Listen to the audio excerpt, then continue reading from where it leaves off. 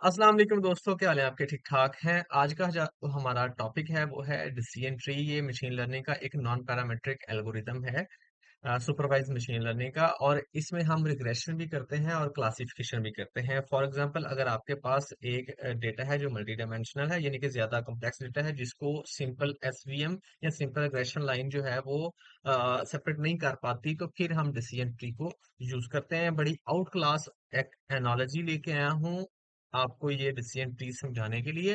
चलें ऐसा करते हैं, उसको देखते हैं और फिर ऑटोमेटिकली आपको यूं ये समझ आ जाएगा हंसते हंसते।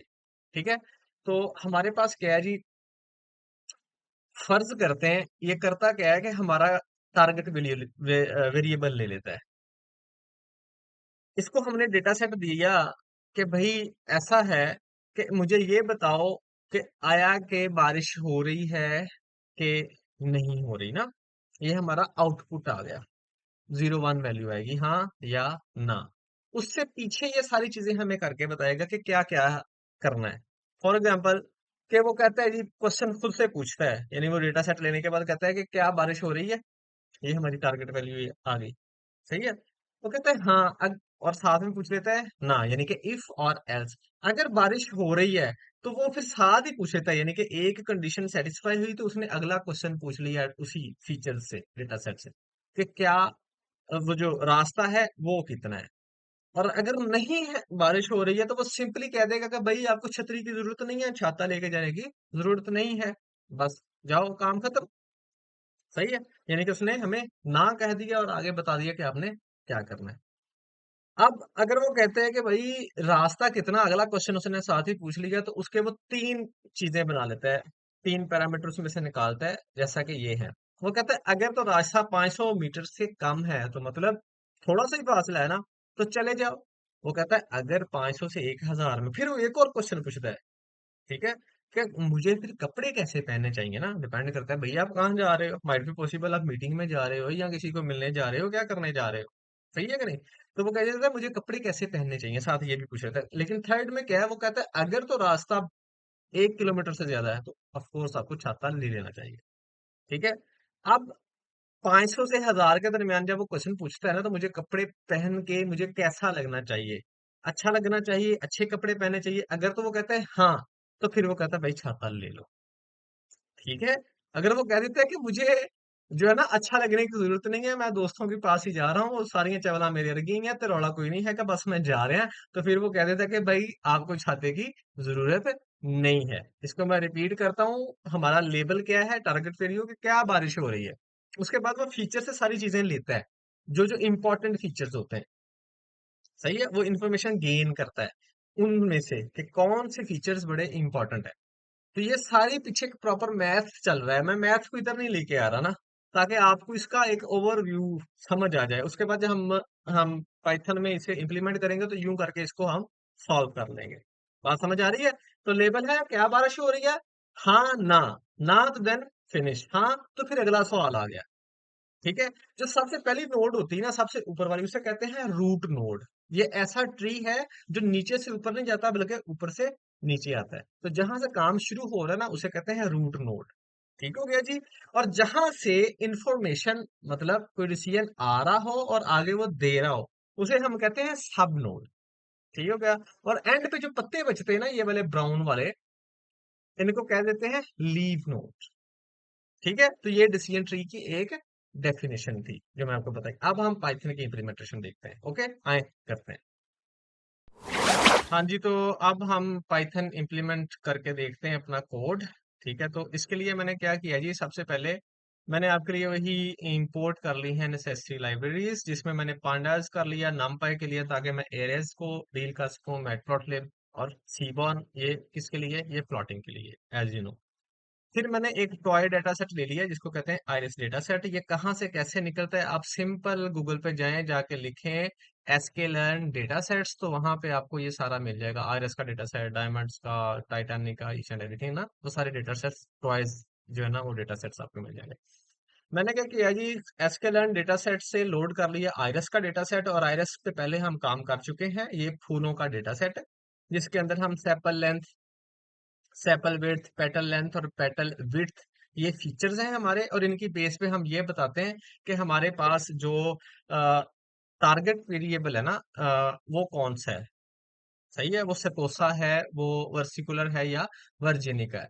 तो मैं ऐसा करता हूँ, आपके साथ ये टारगेट वेरिएबल्स भी देख लेते हैं हम। तो उसका क्या है जी, डेटा डॉट टारगेट्स नेम लिखेंगे तो ये लें जी, ये आपके पास आपको अब नजर आ गया कि ये सेतोसा है, वर्सिकुलर और वर्जेनिका। अब हमने इनको प्रिडिक्ट करना है यूजिंग डिसीजन ट्री। क्लियर हो गया, यानी कि ये हमारा लेबल है। डन जी। अब हम ऐसा करते हैं कि चूंकि ये एक मशीन लर्निंग एल्गोरिदम है, तो वही वाला सेम काम हम सबसे पहले करेंगे जी। फीचर एंड टारगेट्स वेरिएबल हम असाइन कर देते हैं। एक्स हमारे पास डीएफ है, वाई हमारे पास डेटा टारगेट है। इसको हम रन कर देते हैं, तो ये रन हो गया बड़ी आसानी से। अगला काम हमारा क्या होता है? अगला काम होता है जी, split the data. Split data set into training and testing. तो एसके लर्न मॉडल सिलेक्शन में हम ट्रेन टेस्ट स्प्लिट ले लेंगे। X train, Y train, X test, Y test करके ये हमारे पास एक्स आ गया, वाई आ गया, यानी कि इनपुट्स आ गए, और आउटपुट्स आ गए, यानी कि टारगेट वैल्यू वेरिएबल आ गया।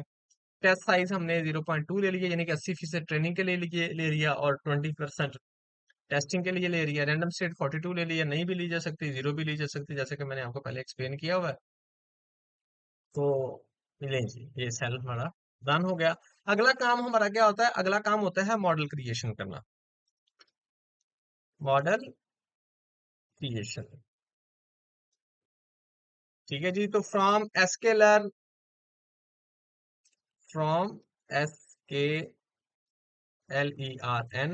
डॉट ट्री इंपोर्ट कर दें डिसीजन ट्री क्लासीफायर। सही है, हम क्लासीफायर पे काम कर रहे हैं जो क्लासीफाई करेगा इन तीनों क्लासेस को। रिग्रेसर भी होता है जो कि रिग्रेशन बताता है। ठीक है जी। फिर हमारे पास ये क्लासिफिकेशन है, तो CLF लिख लेते होते हैं आउटपुट पे। Decision tree random state already बताई हुई है, तो इधर करने की जरूरत नहीं है, इसको वैसे ही हम खत्म करते हैं। नीचे आते हैं तो मॉडल को फिट करना है, तो CLF डॉट फिट करेंगे, एक्स ट्रेन वाई ट्रेन कर देंगे, और ये हमारे पास इसकी क्या हो गई है, फिटिंग हो गई है। अगला काम क्या होता है जी? अगला काम होता है जी प्रिडिक्शन का। प्रिडिक्शंस, तो वाई प्रिडिक्ट है, तो मैं सिंपल लिख देता हूँ, predictions is equal to CLF predict कर दें। एक्स टेस्ट को तो वो उसने प्रिडिक्ट कर दिया है, और मैं इसको प्रिंट भी करवाता हूं, तो मैं क्या करूंगा जी, प्रिडिक्शंस लिखा, इधर रन किया, ये ले ये प्रिडिक्शन कर दी है। अब आप पूछेंगे कि सर ये वन क्या है, जीरो क्या है, टू क्या है? तो बाबा ये सिंपल सी बात है, ये जो टारगेट नेम हमने अभी देखे थे ऊपर ये, तो सेतोसा क्या है, जीरो, वर्सिकुलर वन, और वर्जिनी का क्या है, टू। ये हमने हॉट एनकोडिंग कर देनी होती है। तो ये अंडरस्टूड है, हमारा मशीन लर्निंग एल्गोरिदम ऑलरेडी इसको कर रहा है अपने से। सही है जी। उसने बता दिया कि जितने भी एक्स टेस्ट है ना, तो अगर मैं इधर एक्स टेस्ट को देखूं, चलें इससे ऊपर देख लेते हैं। यहाँ मैं कहता हूँ यार, मुझे ना एक्स टेस्ट का हेड बता दें, चलें नजर तो आए ना। क्या ये एक्स टेस्ट है? उसने रैंडमली में बता दिया कि रो 73 में ये एक्स टेस्ट है। सही है, उसने पहले 5 बता दी है, तो एक्स टेस्ट हेड की बजाय मैं सारा एक्स टेस्ट देखना चाहूं, तो ये सारा आ गया। क्लियर हो गया। ज्यादातर हम हेड लेते हैं ताकि हमारे पास स्पेस बची रहे। तो लें जी, ये हेड आ गया, 5 रोज आ गई उसकी पहली। तो उसने सारे जो मैंने पहले अभी प्रिंट किया, वो सारी की बता दिया कि जो पहले पे है वो कौन है। वो कौन है जी? सतोसा के बाद कौन सा है? वर्जेनी का है, तो ये वर्जेनी का है। और टू पे कौन है? वर्स सॉरी, टू पे, वन पे है वर्सिकुलर, और टू पे है, एंड पे है वर्जेनी का। सही है जी, ये हमारे पास प्रिडिक्शन आ गई है। अब हम ऐसा करते हैं कि ये जो हमारा काम किया है हमने, इसका इसकी इवेल्युएशन कर लेते हैं ना। तो मॉडल इवेल्युएशन, तो मॉडल इवेल्युएशन जब करते हैं, तो हम क्या करेंगे जी, CLF dot score X test Y test कर देंगे, और रन कर देंगे। तो इसने हमें वन मतलब 100% एक्यूरेसी दे दी है। अगर हम इसकी प्रोबेबिलिटी चेक करें कि आया कि ये कैसे चल रहा है, तो मैं इधर ये लिख दूंगा, CLF डॉट प्रेडिक्ट, इसकी प्रोबेबिलिटी मुझे बता दो कि आप कैसे कर रहे हो। तो उसने देखो जी, सारे की 100% प्रोबेबिलिटी बता दी है। जीरो का क्या मतलब होता है कि जीरो प्रोबेबिलिटी, कोई चांस ही नहीं है। वन मतलब 100% प्रोबेबिलिटी। तो ये जीरो है, ये वन है, ये और टू है, यानी कि ये सेतोसा है। और ये वाला वन जो है ये क्या है, वर्सिकुलर। और ये जो तीसरे नंबर पड़ा है वर्जीनी का, तो उसने कहा ये वर्सिकुलर है। तो ऊपर आके देखें तो ये उसने वर्सिकुलर बताया हुआ है। ठीक है। नीचे में देखें तो पहला वाला वन किया है, पहले वाले वन का मतलब है कि जीरो आंसर आएगा, तो ये आ गया जीरो, मतलब सतोसा है। ठीक है, तो इस तरीके से हमने इसकी प्रोबेबिलिटी चेक कर ली है। क्लियर हो गया। अब हम अगर इसकी जो है वो रिपोर्ट चेक करें कि इसकी फुल रिपोर्ट क्या होती है, ये मैंने पहले नहीं आपको बताया हुआ।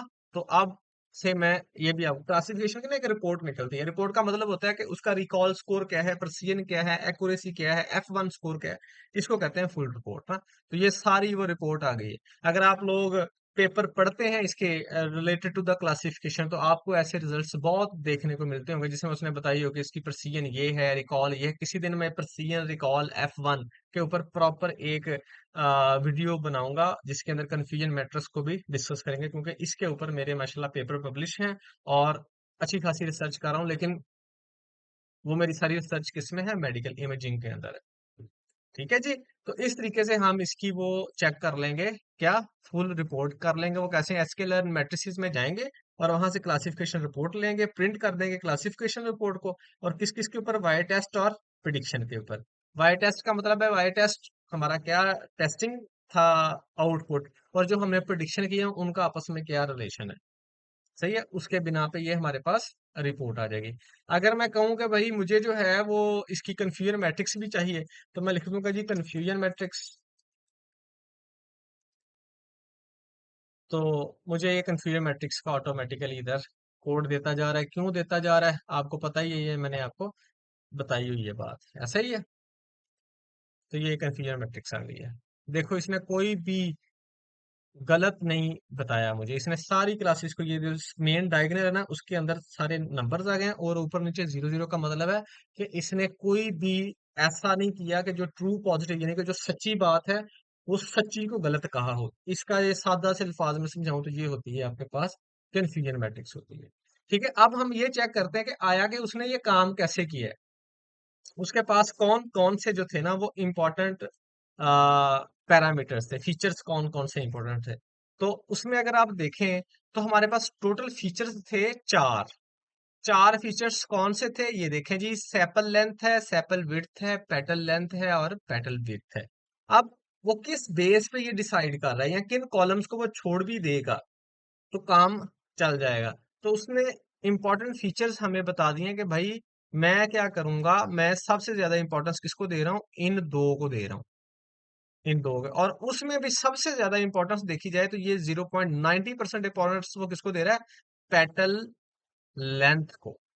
ये पेटल लेंथ को सबसे ज्यादा इंपॉर्टेंट दे रहा है। सही है, यहां से पता चल रहा है। क्लियर हो गया।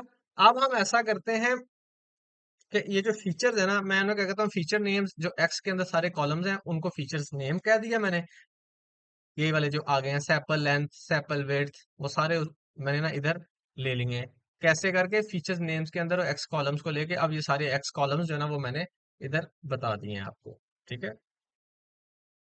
तो अगला देखें जी, ये इसके अंदर क्या है जी, मैंने फीचर्स की इंपॉर्टेंस देखना चाह रहा हूं, जबकि मैं ऑलरेडी देख चुका हूं इधर से, ऐसे एरेज में। लेकिन मैं चाहता हूं कि कुछ इस तरीके से टेबल बन जाए, तो टेबल में बने तो सबसे ऊपर वो आए जिसकी सबसे ज्यादा इंपॉर्टेंस है। तो ये पैटर्न लेंथ है, यानी कि एक ही काम को करने के मैं दो तीन तरीके आपको एक्चुअली बताना चाह रहा हूँ कि ऐसे भी हम चेक कर सकते हैं। अब ऐसा करते हैं कि इसी वाले को ना हम ड्रॉप कर लेते हैं इधर, मतलब प्लॉट इसका चेक कर लेते हैं। ठीक है, ये लें जी, इसका बार प्लॉट चेक कर लेते हैं कि कौन सा ज्यादा इंपॉर्टेंट है। ये लें जी, तो सबसे ज्यादा इंपॉर्टेंट क्या है जी, पेटल लेंथ है। समझ आ रही है कुछ या नहीं आ रही। अब हम ऐसा करते हैं कि इसको, यानी कि जो हमने डिसीजन ट्री बनाया है ना वो एक्चुअली नजर कैसा आता है, तो ये उसका कोड है जी। फ्रॉम एसक्यूएल हमने ट्रीज इंपोर्ट कर ली है। मैटप्लॉटलिब पहले भी कर ली थी, इधर ना भी करता तो चलना, तो चले मैं रहने देता हूँ, निकाल देता हूँ। फिर मैं क्या करता हूँ, फिगर पीएलटी फिगर साइज मेरा इतना होना चाहिए। तो ट्री प्लॉट कर दो। CLF मैंने जो अभी क्लासीफायर ऊपर बनाया था वो है। फीचर्स नेम्स, फीचर नेम मैंने ऊपर आपको बताए हैं, वो कौन से हैं? सेतोसा, वर्सिकुलर और वर्जेनिका। क्लास नाम मैंने जीरो को क्या कहा था? सेतोसा। और वन वर्सिकुलर है और टू क्या है? वर्जेनिका है। अब मैं करता हूँ इसको, रन करता हूँ। जैसे ही रन करता हूँ ये देखिए मेरे पास एक प्यारा सा क्या आ गया? ट्री आ गया। तो इस सारे को क्या कहते हैं? Decision tree algorithm. ये कोड मैं अपनी गिटहब रेपोजिटरी पे डाल दूंगा, आप उधर जाके इसकी प्रैक्टिस कर लेना। टेक केयर, अल्लाह हाफिज। और काइंडली अगर वीडियो अच्छी लग रही होती है लाइक लाजमी कर दीजिए करें और कमेंट लाजमी किया करें। टेक केयर, शेयर भी करें। अल्लाह हाफिज।